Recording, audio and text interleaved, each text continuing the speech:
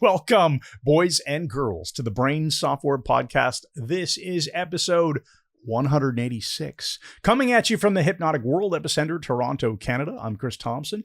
And today, our resident NLP and hypnosis trainer, Mike Mandel, and I will be discussing distinctions, which are the differences that make the differences. So keep listening.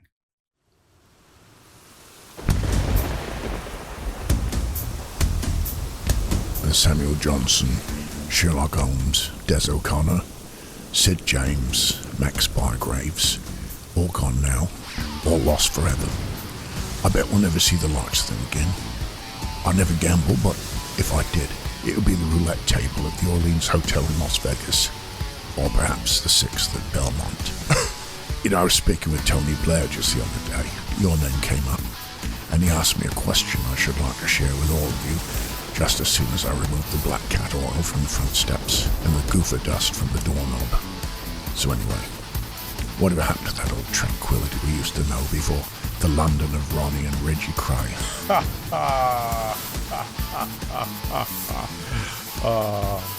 These are days of victory! So let's welcome to the very vortex of the Pentangle, a man with deep appreciation for all things Renaissance. The backgammon champion of Minden, Ontario. True.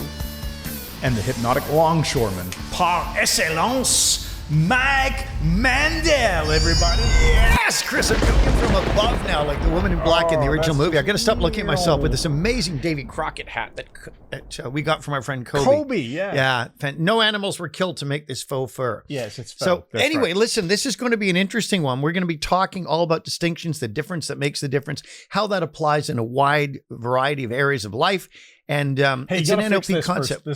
No, I like it. Leave it. Just leave it. Oh, I'm just correcting. What is that? It's a tag. It's the hook to hang the hat on or fool something. puts a For tag those on the audio listeners, Now, just before Mike's we get got a into crazy this, hat on. I have to tell you what happened to me today. Uh-oh.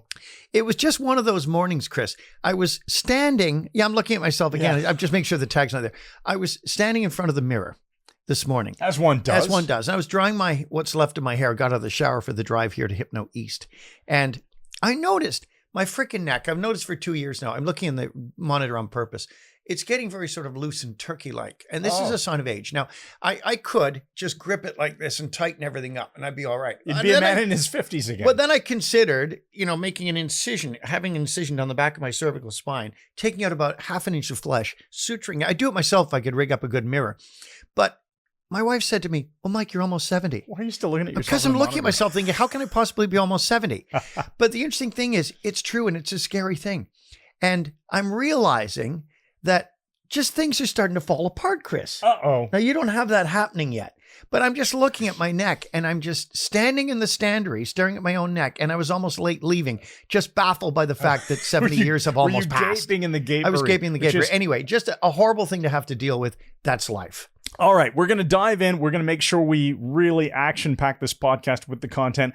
We are going to do the 3 think tank words. We are. Which are... David Crockett hat. Right. Oh, sorry. Think tank words very quickly are for... They are for the pattern matching system of the brain. So we push ourselves a bit and see if we can apply these words to the content of the podcast. And largely we're unable to. Yeah. But we'll give it a shot anyway. And we'll put these up on the screen as we do them. So word number 1 that you picked is departure. Departure. Ooh. The second one is pollution. And the third one is library. Well, again, thank you for having the think tank randomly pick words I actually know. I actually did them online through a random noun generator at my cabin. Because all right, so what's I'll do it with you this time. You usually ask me, but I'll ask you. What does departure give you? Departure gives me the idea of leaving something behind. Mm-hmm. I know a really cool card effect called point of no return, point of departure, taught to me by my friend Ariel Freilich. Departure is something leaving, something going away, which can be a good thing if it's a problem person in your life or... Yeah.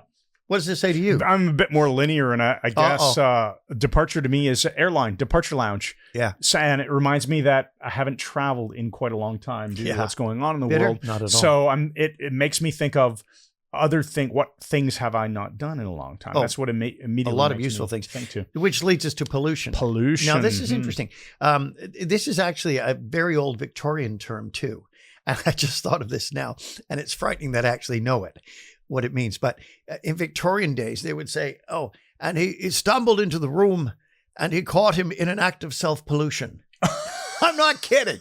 So leave that to your imagination. But that's not where we're going with it today. So we'll edit that out. Something that shouldn't be there. Something that is not ecological for something the environment. That isn't ecological. But what about, for your brain? It could be mental pollution, right? It could be those tape loops that you're playing over and over that are not useful. No longer useful. Life, right. And the remedy to me is immediately our friend Carl Smith's mental detox, which is an amazing, amazing process. Yeah. So pollution is a bad thing. Maybe we want to depart from any kind of polluting elements.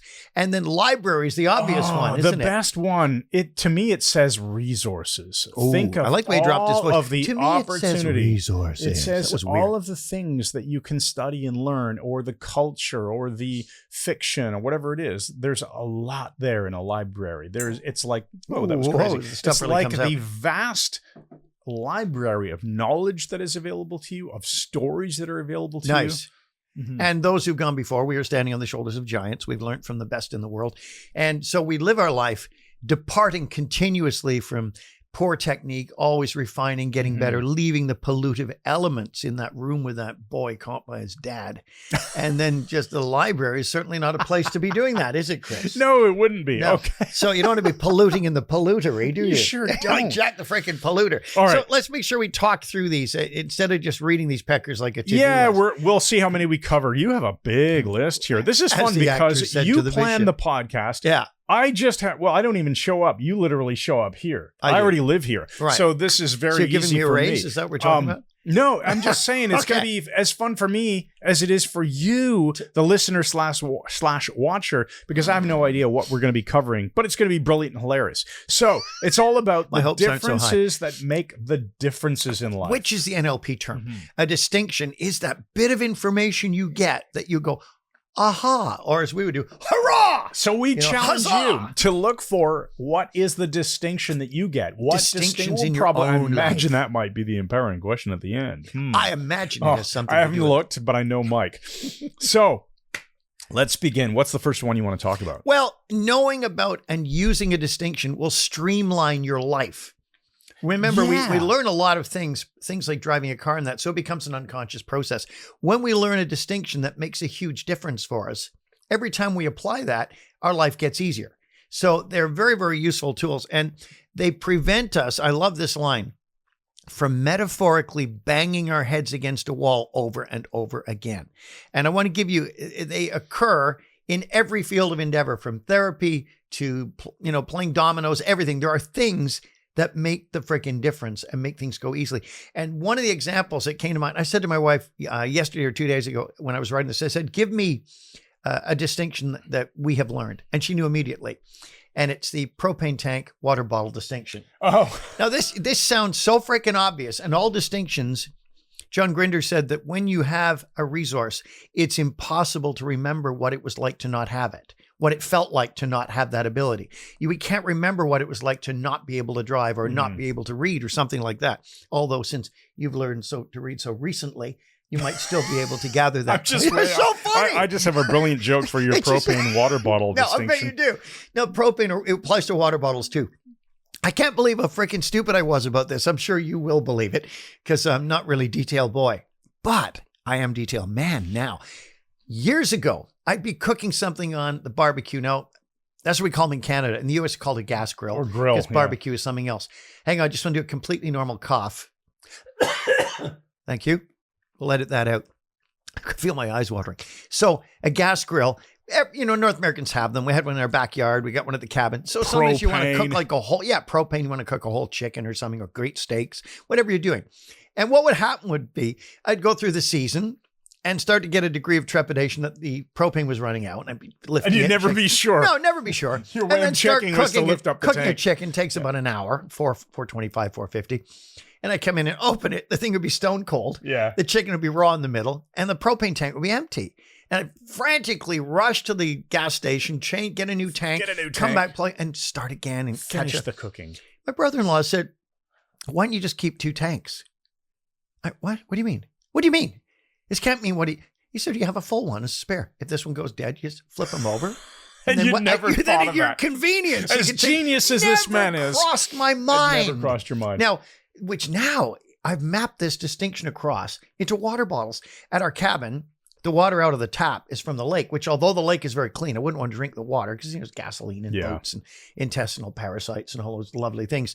But the amazing thing is I do the same thing. I got a spare water bottle for the water cooler. The big jug. You're talking about 18 liters. So, oh, it's empty. No problem. I've learned the propane distinction. Take this pecker off, load the other, and at my convenience, which I'll be doing today, leaving Port Perry, going back to Minden, getting another tank of water. I love Is it a tank? No bottle. I love your barbecue I feel like an idiot about that. Because, of course, at least in this area of North America, it has become fairly popular to have a natural gas-powered barbecue. So it's fed by the same buried gas line that feeds a furnace that heats our houses or gas in the winter. fireplaces. Exactly. So a lot of people have that. And outdoor fireplace, I'm a big fan of, in my backyard, I have this little gas fire table that warms you up at night in the fall. It's at this time of year in September. I love the way he's cool. downplaying this. He has really a nice gas-fired table. Well, You've also got it. Yeah, I know. I'm getting there.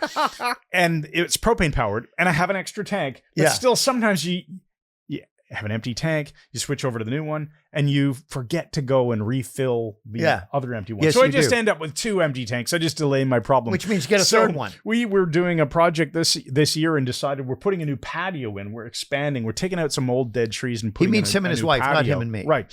And I thought, let's bury a natural gas line, connect it from the pool heater over to where we want. We'll build a gas fireplace with a natural gas. So now, flick. It's on. There's no propane tanks. There's another distinction that relates to that for me is the convenience of never having to worry about it running out. It's like having a well that you have to go and fill the bucket versus a copper line that comes right to your house and feeds you with water. Well, this is it, Chris. This is it.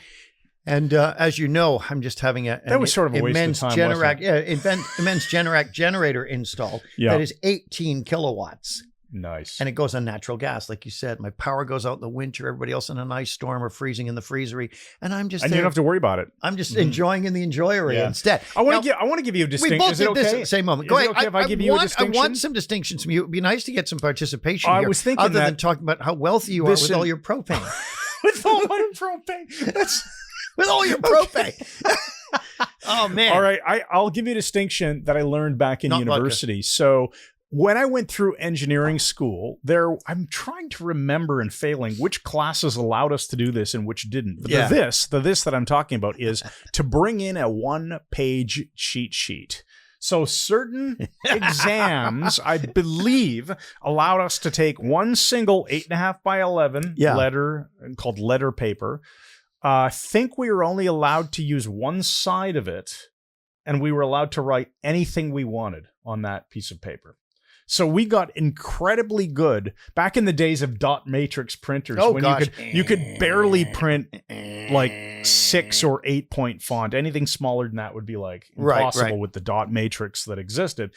Laser printers could do it, but we could hand draw with a mechanical pencil the most elaborate notes and cheat sheets. And we could basically take an entire, let's say, second-year thermodynamics class with all of the different formulas and fit all of the formulas, all of the principles, even several example problems onto one piece of paper. Yeah, that's right. Sorry, man, just dozing off. But certain exams wouldn't let us do this. Oh, now it's getting interesting. Now, here's the distinction.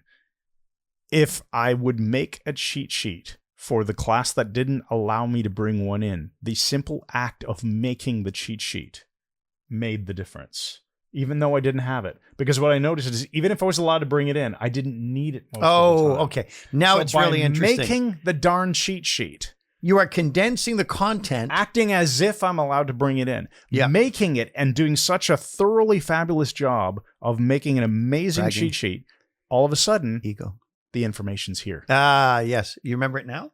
What was the third item on it? I remember we used to make lots of these. No, that's good. That's a distinction. A real distinction. And on that note, my friend Ron, many years ago before he became a psychopathic lunatic or revealed that he was one, he was not failing, but having trouble studying statistics for pre-law.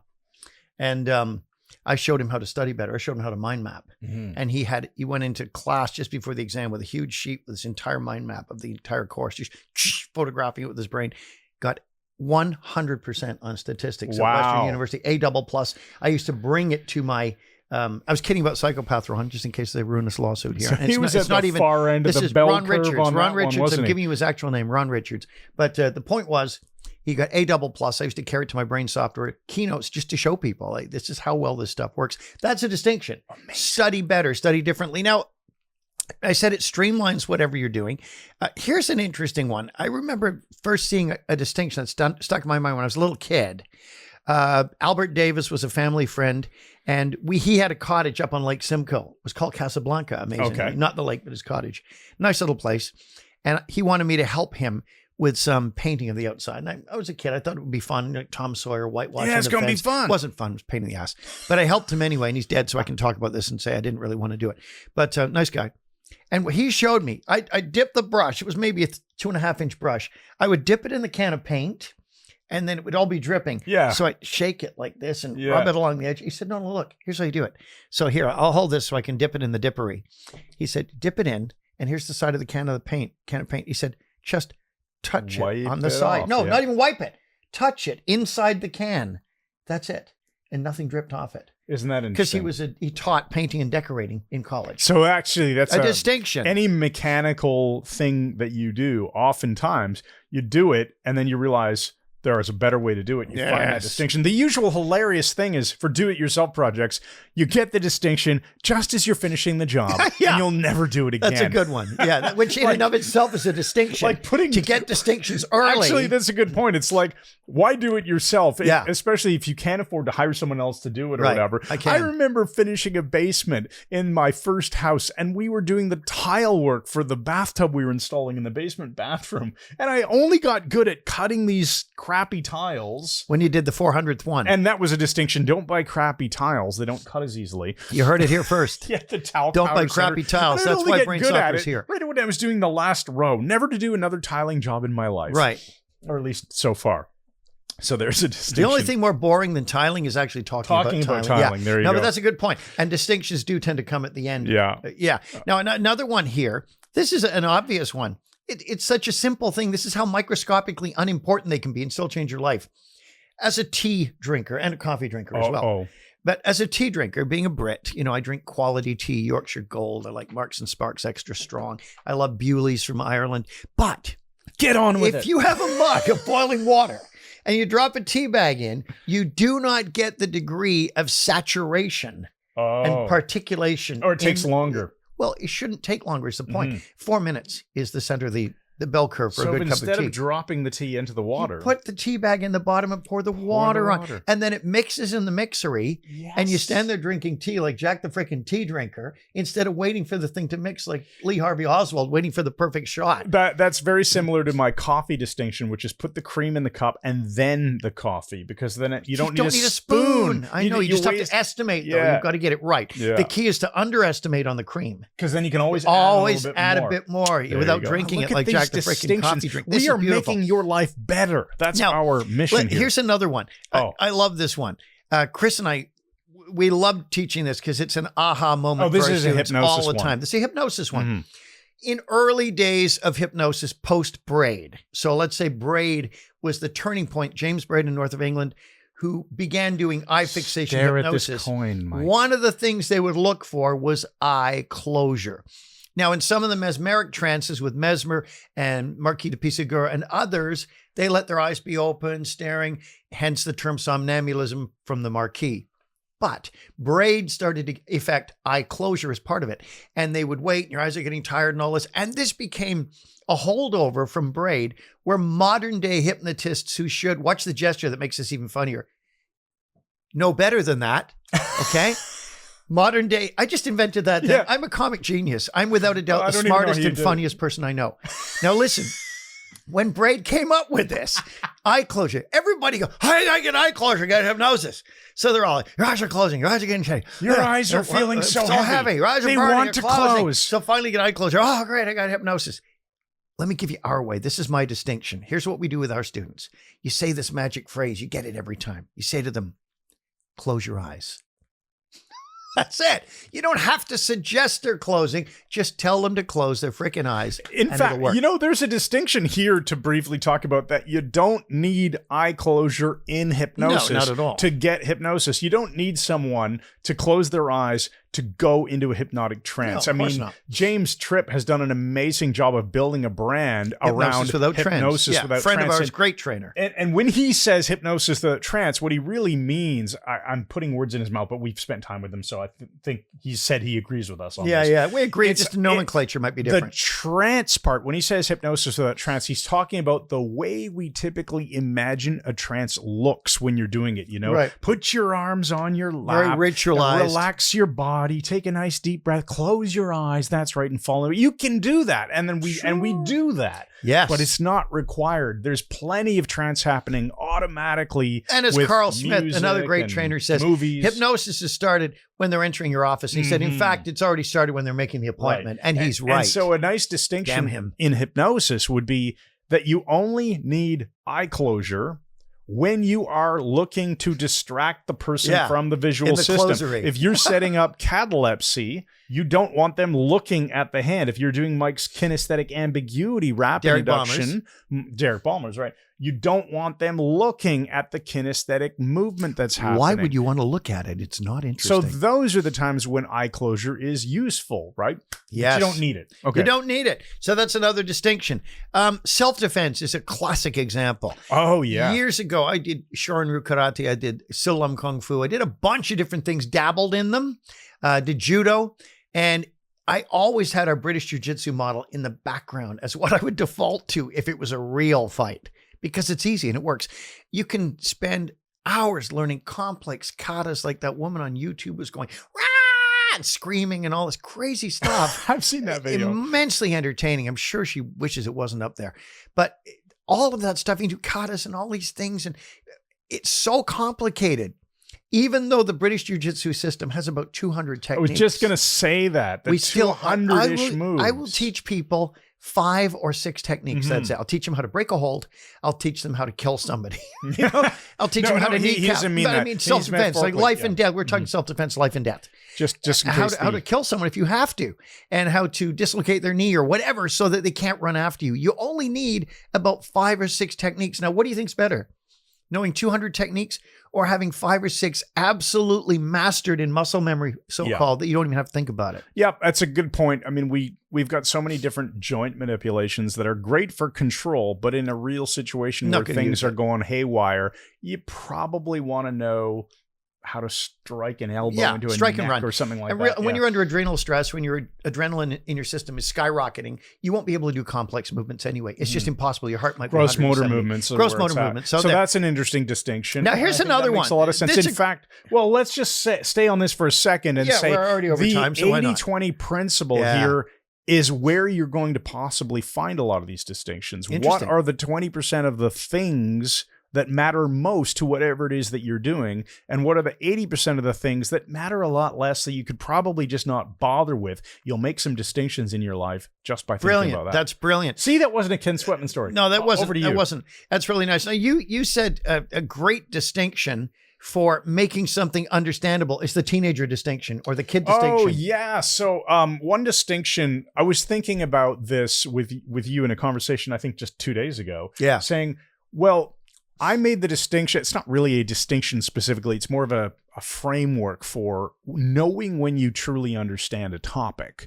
So you may think you understand something, but if you can't explain that to someone who would be fairly young, but young enough to understand it, think depending on the topic. If it's riding a bike, maybe you're explaining it to a 7-year-old or something. If it's a physics principle, maybe you're explaining it to a high school student. Pick the age appropriate thing. If you can't explain this to a child / teenager / younger person, or senior citizen, in a way, yeah, or maybe that's it. Explaining to your senior citizen grandfather or something how to use an iPhone.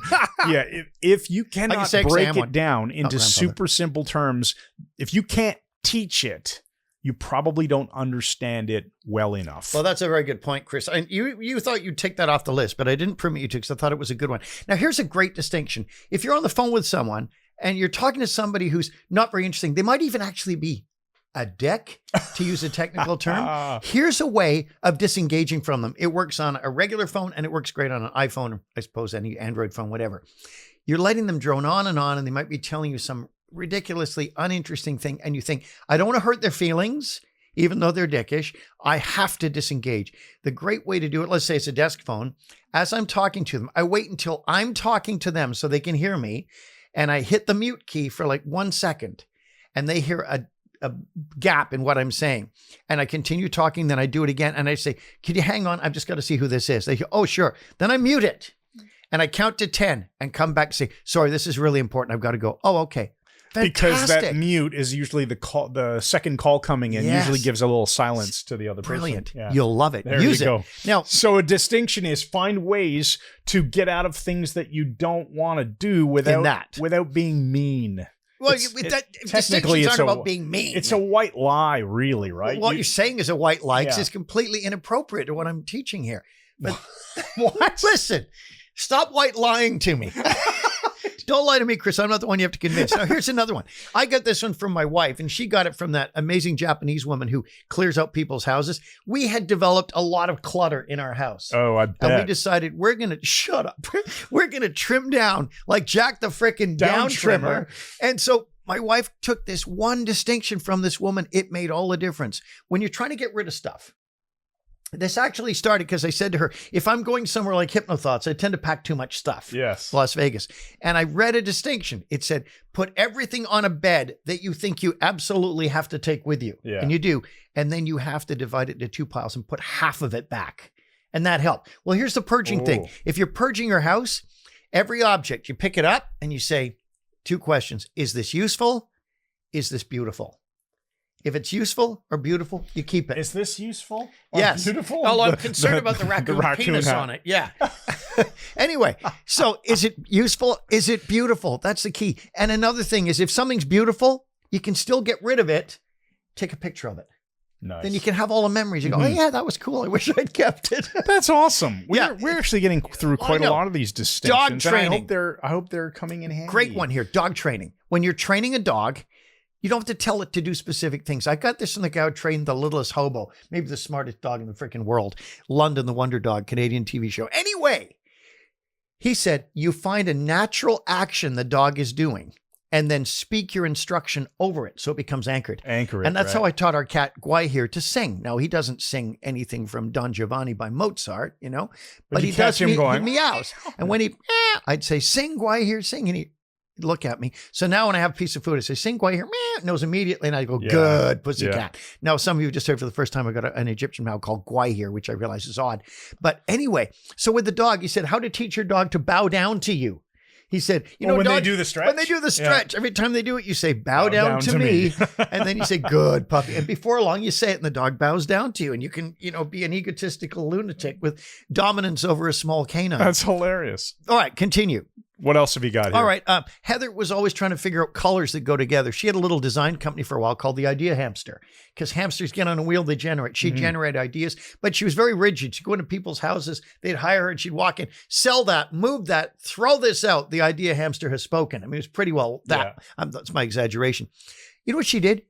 The way she would get colors was she would see colors together in nature, and they always worked. Yeah, that nature makes doesn't sense. get it wrong. God didn't get it wrong. So she'd see these beautiful red and purple berries together, and then she went and put a scarf with the top the same color. And people go, oh, that's fantastic how well they go together. You never look at flowers and go, oh, I don't like the color of those beautiful flowers. Yes. Yes. Wait, what's this noteworthy like wizardy? No, I was just reading your list and I saw one of the new points that you had here that I thought was great. Actually, Chris, we probably may have to take this into 2 because we have a special. I don't think we need to take it into 2, but we can do the special. We can do the special commercial. We can come back, do a couple more, and then wrap it up. All right. In other words, he doesn't think it's worth teaching you the rest of No, I don't think it's enough to do a whole nother podcast. Oh, There's a You said nother. Catch yourself saying weird stuff. Nother. Whole nother is not correct. Whole other podcast. Actually, an other podcast. Whole other. Another. Another. Yeah, it doesn't matter. Right. That's okay, true. So let's go to our break right now. Tonight on the Grassy Knoll Network. Sir Lanyard Ballwater was a nuclear physicist with a difference. Although he'd never won a prize other than the 10-pound science award he'd received in public school for his model of a Bohr atom, he was a gifted scientist who longed to make a difference. To this end, he applied for a research job with Shizjig Corporation, where as a member of the British aristocracy, he climbed rapidly to the lofty position of Chief Research Scientist. Sir Lanyard began working on his dream project, an energy beam weapon that could be mounted on satellite in geosynchronous orbit. It took 9 long years for the project to reach completion, but with the help of Elon Musk's SpaceX Corporation, the beam weapon was fitted onto the Shizjig satellite, where testing could finally commence. Excited by the prospect of raining down death on some ne'er-do-well, Sir Lanyard downloaded the Death Ray app from Apple and set the coordinates to blast the dead cherry tree on his front lawn. Unfortunately, Ballwater's neighbor's son in the last house on the left was building and testing a high-voltage electric fence at that very moment. He was an unusual boy with a pointed, pale blue stocking cap. His name was Spunkaluccio, and he was a twisted genius with a penchant for the bizarre. At the very instant Sir Lanyard entered the grid pattern into his iPhone 11 Pro Max to aim the particle beam weapon, an arc in the electric fence created a glitch in the quantum field, resulting in electromagnetic noise. The result was disastrous. The quantum disruption caused the difference in the focal range grid pattern, less than 1/10,000th of an inch. But from 12,000 kilometers high, it was sufficient to disrupt accurate target acquisition by nearly 40 feet. The sky lit up, and the particle beam hit Sir Lanyard Ballwater directly in the left testicle, reducing it to 800-degree quantum foam. Spunkaluccio, sensing trouble, fled into his father's house and locked himself in. Sir Lanyard, nearly paralyzed with pain, dragged himself into the garden fish pond to extinguish the nuclear flames in his ignited vas deferens. As he lost consciousness, with St. Elmo's fire gleaming green in his trousers, his eyes settled on the dead cherry tree, which had miraculously blossomed into pink flowers. Sir Lanyard Ballwater smiled through the miasma of pain because everything was going to be all right again. Everything changes when the lawn tree blooms. I looked out of my room. In the middle of June. It was in the middle of June. And the lawn tree blooms. And the lawn tree blooms. And the lawn tree blooms in the middle of June. The lawn tree blooms again tonight on the Steve Tyler Network. All right, so let's cover off maybe two more distinctions, and then we'll wrap up the podcast. Memorizing a list. Let's say you got a list. You're going to the supermarket. You have 15 items on a list. It's easy to memorize the whole list without writing it down. Real easy. This is in our Memory Power product too. All you're doing is using Bernard Soufal's method from 100 years ago. You link them together. So say your first item is paper towels. You look at it, you make a vivid picture of paper towel roll, make it huge, make it stupid looking. The more weird, big, the better it'll work. Then the next one is peanut butter. So you imagine a jar of peanut butter. Oh, this is the chain method, yes, right? A link method. Same thing. Link, yeah. A peanut butter jar smashes on the floor in the supermarket and you use a huge paper towel roll to clean it up. Now you've got to link peanut butter to the next one, which might be Windex. And you see that it wasn't cleaned up, so you spray the peanut butter on the ground with Windex. Now by doing this, you're making you memorize, a movie. Making an associated movie. Associating rather, not yourself, but each of the items together. And you can run it forward or backwards. By running it clearly, see it each time, you'll easily memorize the list of 15 items or whatever, 100. That is an amazing technique. The Memory Power track 1 on the Memory Power track is so freaking cool. Now, let me give you one last one. This is kind of a cool thing. And it's if you procrastinate things that are unpleasant, I actually got this from one of my agents, Kay White, years ago. Lovely woman, got me tons of gigs. procrastination. Say we have to do a bunch of things and one of them is horrible. You have to call your credit card company and apologize for something, or, you've got to fire somebody, something that is going to be a problem, and it's in your list, and you put it off and you put it off. And typically people put these things off until they get so bad that no, you just have to do it. Yeah. Here's what she taught me. She said, when you have a bad list and something on it you are dreading, she said, just front end load that. Do it right away. As soon as you do, you go, and you're in a much better state for everything else on the list. Do the worst thing first, get the pecker done, and you'll be going. What I thought you were going to say? No, Chris, I'm afraid to ask, actually. It fits in nicely, though. Good. Front end load, I thought you were going to say, do the most difficult, annoying thing, and that becomes your permission to procrastinate on something else after. So at least you get a darn important thing done, and then you give yourself listen to this, a break, children. right? Pay no attention to the man behind the curtain. Yeah. All right. Wizard of Oz. That was phenomenal. That's good. So Buddy, listen, let's great. wrap this up. We got the question, though, Chris. We have the empowering question. Okay. Here we go. Empowering question for podcast 186, all about distinctions. Ask yourself, what key distinctions do I need to apply, and what areas of my life will be absolutely transformed when the lawn tree blooms? Beautiful. And our MetaFIVE, which is one better than a metaphor. The one for today is this. It's the story of Aikido. I did a lot of martial arts, as I mentioned earlier, right. And I always wanted to do Aikido. I watched Steven Seagal in his films, and he did such amazing throws and stuff. And although a lot of that really isn't practical in the real world, as is proven by the fact that, camera. Yeah, nobody's able to do this in the octagon. You can quickly see if you Google it. They get killed. But I found it beautiful and interesting. And so I went, I found near us was the Japanese Cultural Center, and they taught Aikido. And it was a really, really nice school. Abata Sensei was my sensei, and the class was very, very popular because of Seagal as a sixth dan, what he had done for the art. And it was a beautiful setting, all Japanese and simple and minimalist, and the room full of mats and people throwing each other around. One thing was a problem, though, Chris. My neck injury going back to 14 years of age meant I could only do the break falls on one side. When I attempted to do a break fall on the other side, I would favor my neck, land on my shoulder, and I had about a 4-inch perma bruise on this shoulder, just crashing. I couldn't get it together. And one day we were sitting at a Toronto Blue Jays baseball game in Toronto, my wife and I, watching the game, and she saw my shoulder and said, "What the hell's that?" I said, "Oh, it's the Aikido class. I keep slamming my shoulder." And she said, "Do you really think you should keep doing that?" And the funny thing was, Chris, I hadn't even considered it. I went, "Yeah, screw it. I'm not doing this anymore." And I went back to British Jiu-Jitsu.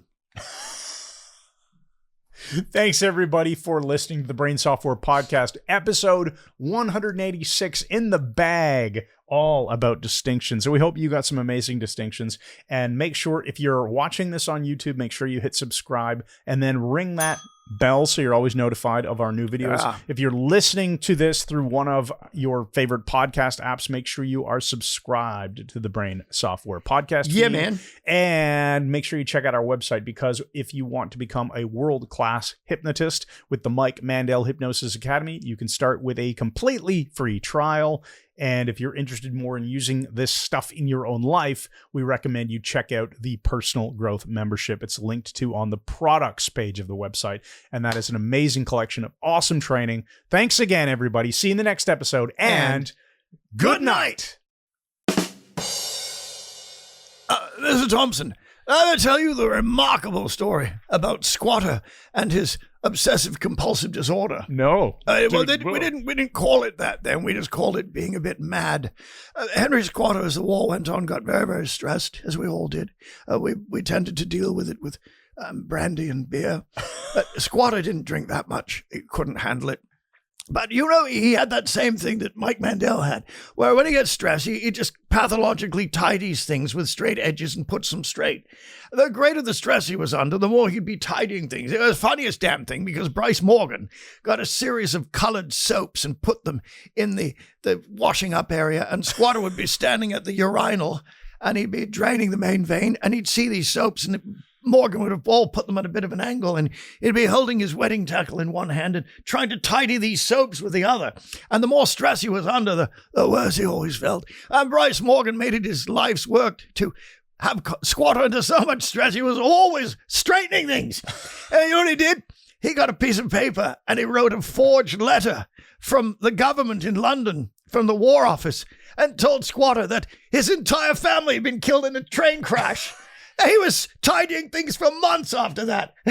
Funniest damn thing. So weird. It's so weird. Oh, that's got refund written all over it. All right, that's a wrap.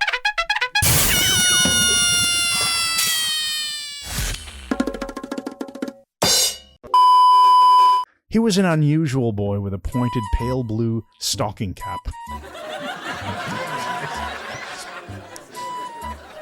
He was an unusual boy with a painted...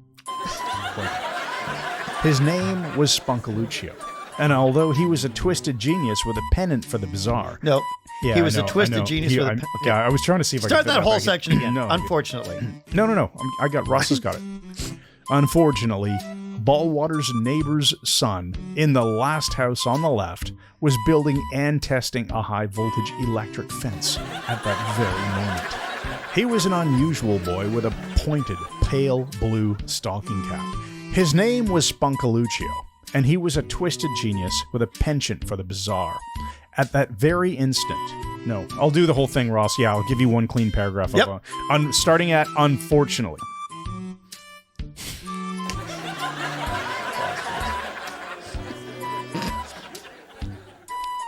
Spunkaluccio, sensing trouble, fled into his father's house and locked himself in.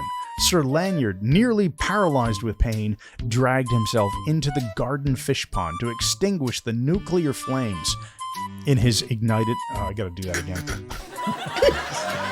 Spunkaluccio, sensing trouble. I'm coming back in there, Ross. Ready?